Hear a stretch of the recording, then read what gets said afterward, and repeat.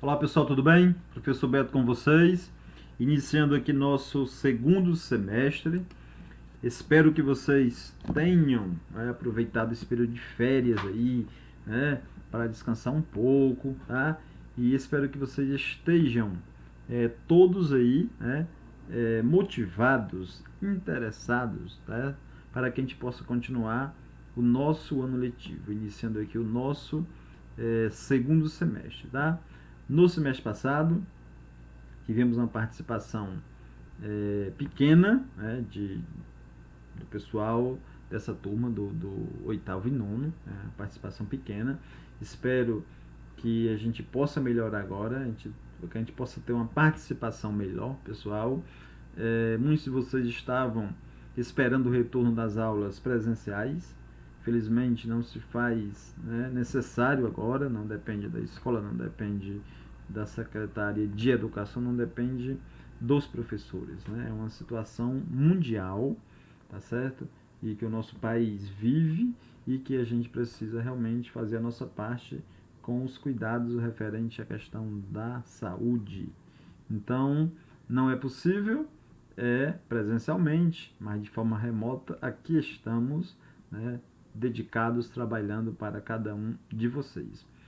Quem não participou no semestre passado, pessoal, ainda há tempo sim de participar. Pode me procurar, tá certo? Envie mensagem para mim. Quem não fez alguma atividade, entre em contato comigo que eu posso enviar para vocês. Inclusive a própria escola está fazendo isso, está localizando os alunos que estão sem média e vai estar enviando material, pessoal. Se envolva com a aula, certo? Não comprometa o seu ano letivo por uma pandemia que não é culpa, digamos assim, minha nem sua. Então não comprometa, tá, o seu ano letivo, tá? Nossa aula de hoje é ainda sobre o sistema circulatório. Nós iniciamos esse assunto no semestre passado. Quem assistiu a aula lembra, tá?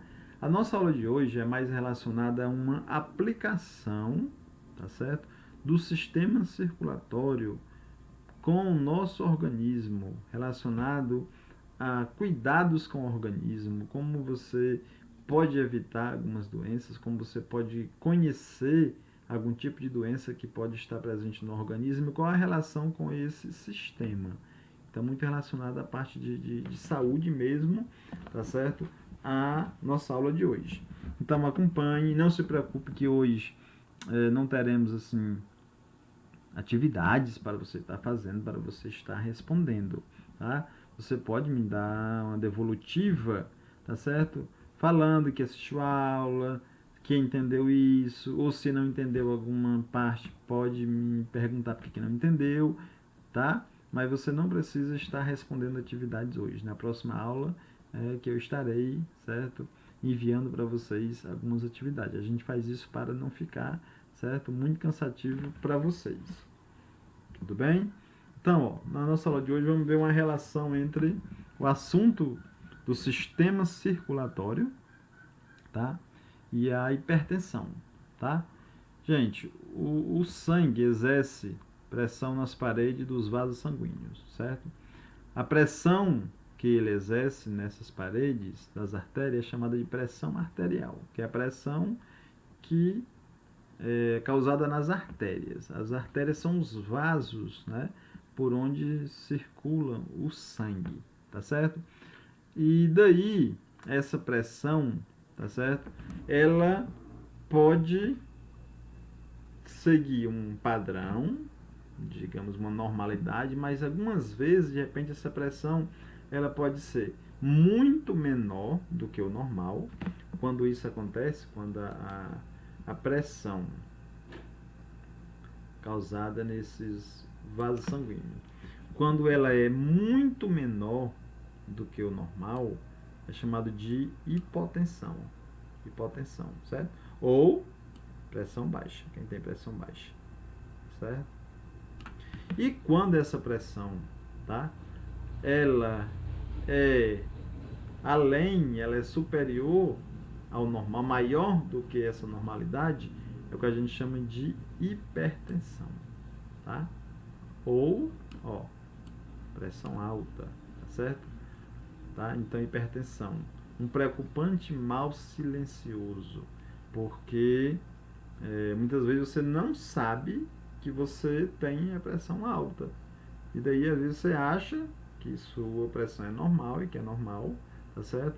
E daí acontece algumas situações até de fatalidades aqui, né? Fica sabendo posteriormente tudo, tá certo?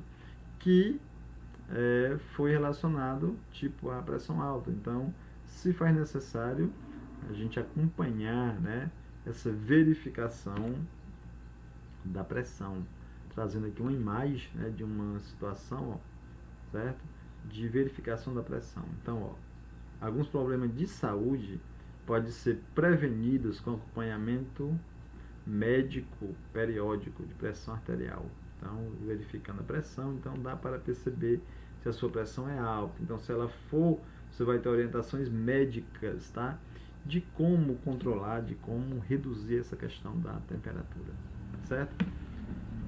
Fazendo aqui uma imagem, né? E um texto falando sobre frequência cardíaca e eletrocardiograma, né? Então, o eletrocardiograma, gente, tá certo? É um tipo, né, de exame, tá, que você faz, certo, para ser registrado, tá certo, em um papel, por exemplo, tá, a pulsação cardíaca, certo? Então, nesse exame você tem o médico profissional, certo? Ele sabe como está, certo, acontecendo a sua frequência cardíaca, tá? No geral, certo? Em adultos, ó, essa frequência cardíaca, certo? É entre 60 e 80, certo? Batimentos por minuto, certo? Esse é o normal, tá certo? Nas crianças esse valor é maior e nos idosos ela é menor, mas a pessoa, né, adulta é essa média aqui. Então, quando você verifica, tá certo, a frequência cardíaca, se estiver muito além disso aqui, então já se pode, né, chegar à conclusão, tá, que se faz necessário algumas orientações. Então, ó, o eletrocardiograma é um registro em um papel das atividades elétricas do coração, feito por uma máquina, né, especialmente projetada para isso. Então, vai mostrar a pulsação do coração, certo, com o passar do tempo. E daí tem-se, certo, esse laudo, digamos assim, mostrando como está o funcionamento do coração. Um pouco aqui sobre ataque cardíaco e AVC, ó, certo? Aqui, certo? Mostrando, né, quando pode acontecer, no caso, um AVC, por exemplo. Ó, aqui, ó, em uma artéria, certo? Ela pode, com o passar do tempo, com o tipo de alimentação, tá certo? Que a pessoa faz parte, tá certo? Alguns distúrbios, pode-se ir sendo depositado, tá certo? Nas artérias, ó, certo? Material gorduroso aqui, tipo, vai se depositando. Isso aqui vai comprometer o fluxo sanguíneo, certo? E isso aqui, certo? Pode, certo, causar, certo, um AVC. Como também esse entupimento aí, tá certo? Pode acontecer